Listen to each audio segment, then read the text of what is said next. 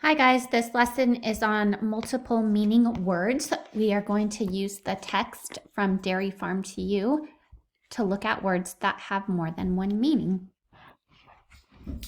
This is also going to help you fill out your page 7 in your comprehension booklet for this week. I'm going to read aloud the first two sentences. How does milk get from the farm to you?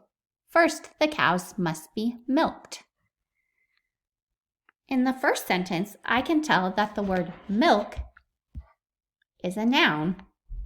It's something that you drink. Then I read the second sentence. First, the cows must be milked. In this sentence, I can tell milked is a verb. It names an action. In this sentence, milked means getting milk from cows. Good readers have to use the words around to help them understand multiple meaning words. Let's look at another example.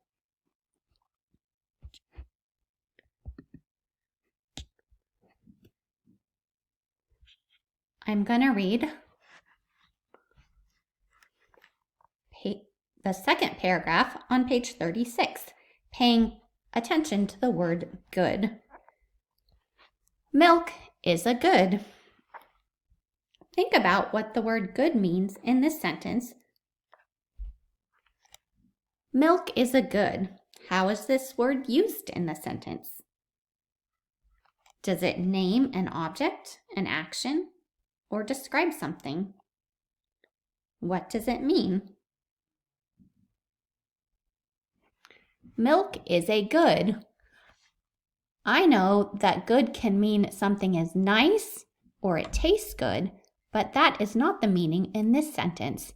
In this sentence, a good is a noun. If I said the sentence, the milk tastes good, that would have a different meaning. In that sentence, good is describing the way the milk tastes. Now you're going to turn to page 7 in your booklet and practice writing sentences with words that have multiple meanings. You're going to work with the words hard and stamp. See if you can think of 2 different meanings for those words and give examples. See you next time.